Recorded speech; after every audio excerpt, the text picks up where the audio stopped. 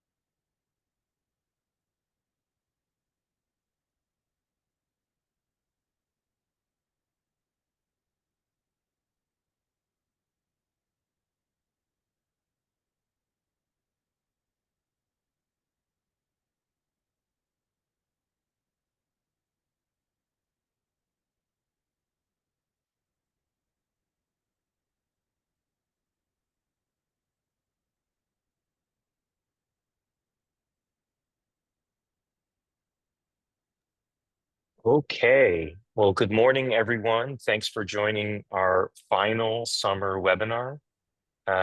It's excited to have you here. And in the spirit of trying to be efficient in the summer, this is going to be a 30-minuter. So we're going to go very quickly and efficiently. I'm excited to welcome you to our air travel emissions methodology workshop, which is a topic I think particularly is gaining traction with a lot of sustainability and travel leaders over the course of the last 6 to 9 months. I'm excited to be joined by two of my amazing colleagues who I'll introduce you to in a second. But before we begin, just a little bit of housekeeping. Please ask questions throughout.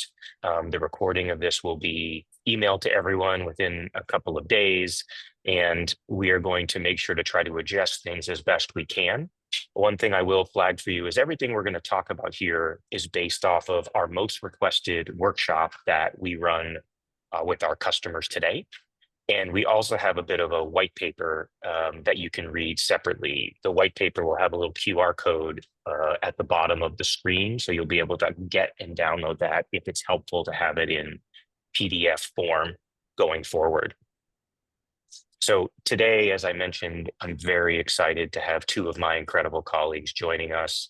As I said, sort of the methodologies workshop around air travel is probably most requested from across our customer base, and one of the most exciting. And so I'm pleased to have two of my amazing colleagues join us who I think are uniquely positioned to help make this real and actionable and tangible for our community. Sally, who many of you know, recently joined us and leads sustainability operations for us. So she really sits at the center, having 20 plus years of experience managing travel programs and helping to drive sustainability initiatives at some of the largest companies in the world. And David, a longtime member of the Clarisset team, who leads everything around data, emissions reduction, data science, and analytics. And the two of them really bring a unique perspective to bear on how do we actually make this real and tangible for us as travel buyers and sustainability leaders in this community. So today we're really going to just talk about a couple of things. Why does the methodology choice matter? Two, how does this impact us? And how does it deliver value and results for travel sustainability in the broader business? We're going to give you some live examples, and then we're going to answer a little bit of Q&A. And so with that, I'm excited to quickly introduce you to Clarisite. For those that don't know us, we are the kind of leading platform that helps travel programs control cost, increase efficiency, and reduce emissions. And we do this through insights and reporting, forecasting, demand forecasting, and what if scenarios, budget and policy management, and then supplier optimizations. We're very excited to work with over $4 trillion worth of companies at this point. And through those experiences and those partnerships over the last number of years, I want to share these best practices with you. This is an overwhelming slide, but it's, I think, very important and true of where we are today. There are lots and lots and lots of methodologies. It's really overwhelming. and very hard to follow. What our hope is to bring to you is a little bit of perspective and clarity. Clariside, I think, unlike a lot of players in this space, fundamentally, we are agnostic to methodology. We work with all of these different methodologies you see here and work closely with some of the major players and partners in this space listed on the right. And so what our goal is to help you cut through the noise and understand, how do I think about what are the criteria and the ways that this applies to me, so you can make the best decision for you in the moment, understanding that things will change over time. And if there's really two things that you take away from today, it would be the following. One, it's less about the methodology and it's more about what you do with it and the impact you drive that matters. I think we oftentimes see that people spend a lot of additional time focused on getting the right methodology, when we'd actually encourage you to say, start with where you are, know you're going to change, and really focus on how to drive business impact and value using that methodology. And the second piece that we'd say is, don't just focus on emissions. In the world we live in today, think about how you can use emissions to drive cost efficiencies, emissions impact, productivity for the business, and show that bringing sustainability in a program doesn't impact negatively business performance. And if you really think about those two things and take that away, I think it will bring a different lens to how you think about emissions methodology selection than I think others have in the past. And so with that, I'll turn it over to my colleague, Sally, to take you through a few elements. Hi, everyone. So methodology changes. That first slide is really overwhelming. And you can easily go down a rabbit hole and look at all the intricacies of methodologies. And something that I have noticed is that because there's so many and some do the same, some don't, and people are confused, it actually causes a bit of paralysis when actually starting a strategy to make reductions. And so what we're trying to do here is take away that complexity from there. And where we would start is, don't even look at a methodology, don't look at any of the details, really bring it into like, what do you want to achieve by changing methodology? Because it's quite a big project. I mean, it's going to take some time and it's going to take resource. So it's really important to define your goals right at the beginning. What do you want to achieve? And I've put it into a Venn. I love a Venn diagram. And these are the 4 key parts I think would be your key questions to talk about and ask when you're talking about changing the methodology. And the first one is business objectives. And when I say this, it means your individual company. Are you in a cost saving mode? Are you in business growth? Are you in acquisition mode? Are you, there's every organization has got completely different objectives, and you'll see later on of how that will fit into what methodology you end up going with. The continuity of data. So what that means is it really important to you and your travel program to have exactly the same emissions figures every touch point that your traveller sees? So that would be online booking tool. Do you need to see that same figure on the on your itinerary that goes to the customer, that goes to your traveller? Do you need to see that in the post-trip data if you do dashboards, and external reporting to as part of your sustainability report? That's quite important, that continuity. And actually that can conflict with the granularity and accuracy, which is on the other side. And so when you think about granularity, like how important is it for you to have, the emissions by segment, and you want to have it by cabin class? Do you want to have it by age of aircraft? Do you want to have it based on configuration? Do you want to take into account weather patterns? Do you want to take into account, actual fuel burns? So there's so many levels, and I think that's where you need to have a think about, like, how granular do you want to go? Because the more granular you go to, it affects these other elements here on the Venn. And then at the bottom, budget and cost constraints. If you've got budget, then great. but you'll probably need to have continuing budget as well. It's not really a one-time only cost. If you do go for enhanced methodology, there's usually cost to carbonise your travel data on a monthly or a regular cadence. So that's a big part of this. Do you have budget and you can commit to that? And then once you've defined what you want to get out of a methodology change, and you would have discounted quite a few elements there, you should have the optimum methodology. And so that will make it a lot easier to go through that first slide of all of those different methodologies. So we've broken these down into 4 groups, and it's based on the measurement. Now, the first one is spend-based. Now, I think most organisations will use spend-based methodology for their expense data and for other parts of other scopes outside of business travel. So what that means is I book a flight in January to go over to Boston, and it's $1,000, and then David books it the week before and it's $2,000 from we're sitting next to each other on the plane. Because it's based on spend, we'll have 2 completely different emission factors. David's will effectively be double, but we're sitting on the same plane. So, but this is free, and it's a really good methodology if you don't have really granular travel data to start with. And then you've got your distance base. So in here is DEFRA. I'm sure most people have heard of DEFRA. Most travel management companies will deliver DEFRA.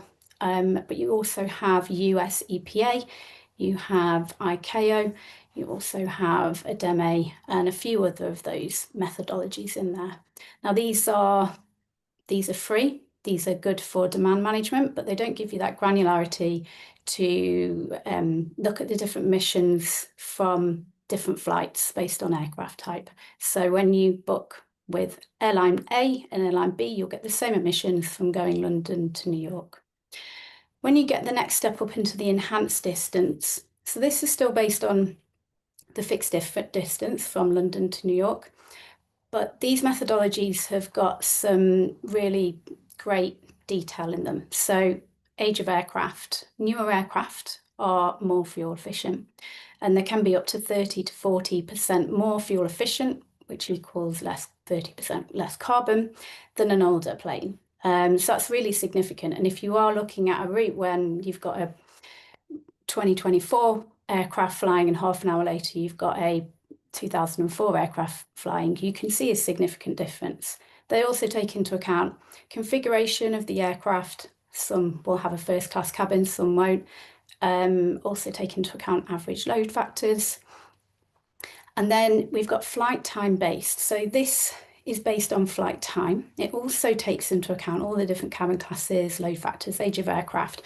But these methodologies can take into account weather disruption. So if you've got to fly around, or if there is something horrible going on in the world and you need to take a detour, you're using more fuel. And so all the other types wouldn't take that into account, but the flight time would. So this gives you an extra level of accuracy on the emissions data.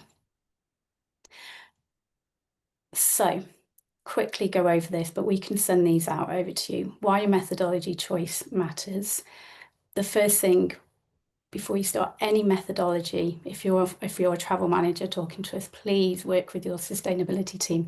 These people will be very, very educated and trained on emissions, and they will have just so much knowledge for you and to help with rebaselining, and just please do it in partnership with your sustainability team. If you do go for a more enhanced emission factor, and you want to give travellers that power at point of sale, like, hey, you can choose the lower carbon option, then you might need to look at your travel policy. You might have a really strict lowest logical fare, which means when you go in, you have to choose the lowest direct flight available. And so almost it kind of makes the differing emissions almost worthless, because everybody's going to be out of policy. You could readjust your lowest logical fare, because lowest logical doesn't have to mean cheapest. You could put emissions in there, but it might need to redo travel policy, and we know that those can take time. And then change management. and it kind of goes on to the key strategy. Just changing in emissions and putting it, if you opted to have a one point of sale where you can tell the difference, it's unlikely to make any changes. It's not something that you can put out in isolation. It forms part of a strategy, which will be built around traveller engagement, communication plan, and a wider term strategy, which all boils back to your business objectives. So that's all about your travel program and why it's important. There are some polls up on the screen. So we can see that DEFRA is the most widely used. I think we might have preempted that with our next slide. David, any surprises there looking at those those poll numbers of emissions? No, I think this is what we usually see as we're talking to our customers. I think I added CO2 Connect is a little bit surprising to see 10% of that, but the rest absolutely make a lot of sense. Excellent. Right, we're going to hand over to David. He's going to take a deep dive and look into the methodologies in more detail. Thank you so much, Sally. So what I'll be doing is I'll be talking to you about why many of our customers are starting to move towards more accurate methodologies.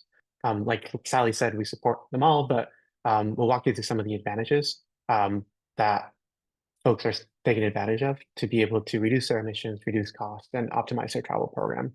So in this first slide, what I'm showing you is the UK emission factors, which are updated every year through time. And these may be referred to as DEFRA or BASE or DES and NZ. But in general, there's two aspects that I want to draw your attention to in this particular slide. What we're showing here is emissions over time, and the emissions are on a kilogram of CO2 per passenger kilometer basis.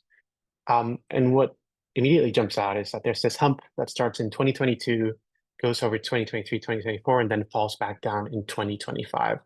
And what you're seeing here is DEFRA essentially has been using old data that's usually 2 to 3 years old on load factors and a few other pieces. And so what you're seeing here is the effect of the pandemic, but instead of happening during the pandemic, it's being delayed 2 to 3 years. And as we've been having conversations with many of our customers, they do sense a frustration for why this is so late, where they could be using some of the more advanced methodologies, as I mentioned, which do have day-to-day or month-to-month up-to-date data that actually reflects real market conditions and how our airlines are operating. The other big change that you'll see here is this fall from 2024 to 2025 can represent up to 42% reductions.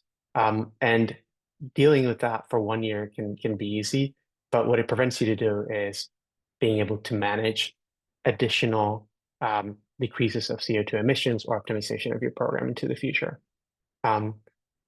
If we can go to the next slide, what I wanted to show here is an additional commentary on showing you DEFRA versus one of the enhanced methodologies. In this case, I'm showing travel impact model here, but with our customers, we'll often show them 5 or 6 together on a set of their flights. In this case, we're showing roughly 100,000 flights. Each little dot that you see on the screen represents one flight. And on the vertical axis, you have kilograms of CO2 per seat. The colors represent the different seat classes. And on the horizontal axis, what you have is the distance. So we have DEFRA, we have the enhanced methodology, in this case, travel impact model, though you would see something very similar with thrust carbon or gate 4 or Cerium. And what you see is, I'll draw your attention to the orange line, for example, on the DEFRA methodology, and it's straight. Essentially, an additional kilometer flown usually has a pretty predictive additional piece of CO2 that goes alongside it. What this prevents you from understanding is that you could fly a 35-year-old plane that's full of first class and business class seats, or you could fly a very modern A321neo that's much more efficient. It may be filled with a lot of economy class seats and have a high load factor, in other words, be full all the time. This would have real consequences to the per seat emissions. those are not reflected within DEFRA, but they are reflected within an enhanced methodology. And that's why you see the orange band on the right-hand side representing so many more choices for you, for your travelers, to pick the better choice, just like you'd have the choice to pick an electric vehicle over a diesel vehicle.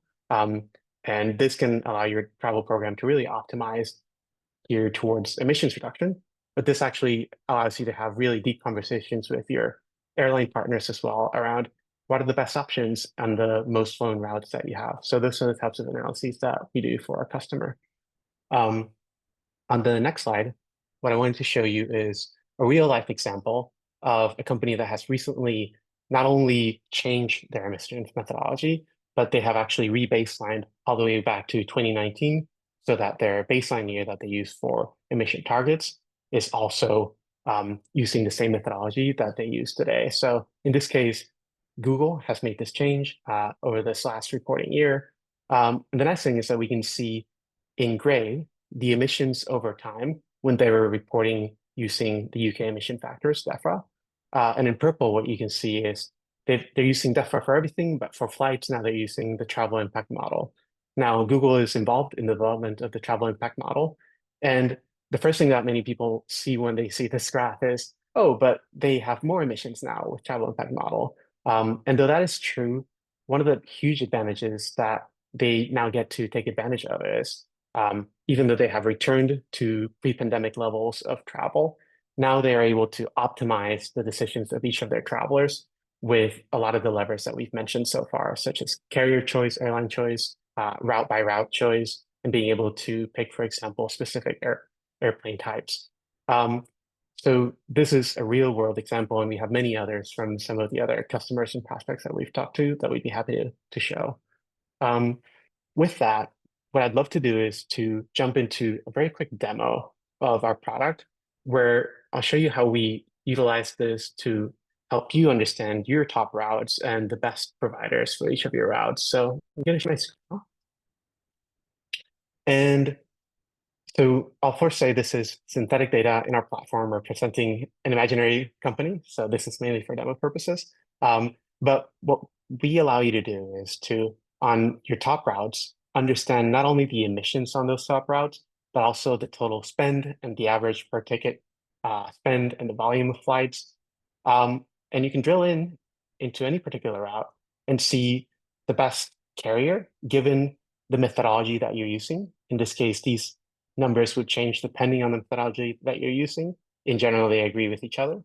And for some of the folks that are using the most advanced methodologies, we can show the individual flights and the departure and arrival times, which can also help understand that not everybody can take off on a red eye for most business trips, for example. So this is part of what we support our customers with. And we also help folks understand a deeper insight on, for example, you could select a market pair, understand the breakdown of those flights across the different trip purposes that your company has. So for example, we often talk to our customers and they tell us internal meetings are much less valuable than customer meetings or client meetings. So understanding how can we drive down or ensure that internal meetings are being even more careful about the choice of travel that they're having can be really important. So we can see this across emissions, as we mentioned, but also we can break it down for the different classes, as obviously some companies allow different classes for different travel purposes. Here we can show you the best in class for a number of different metrics. So it could be best for cost, best for emissions. It could include both, or we could also show you the best for shorter times. And finally, what I'll show here is we can do a deep dive into showing the aircraft that are flying that route today and the aircraft that are planned to fly in the future. So you can start making choices and you can kind of have confidence that when you have a conversation with your airline suppliers and are making a decision that may lock you in for a year, that you're making the right decision, both on a cost, emissions, and operational efficiency perspective. So with that, I'll pass it over back to you, Phil. Thanks, David.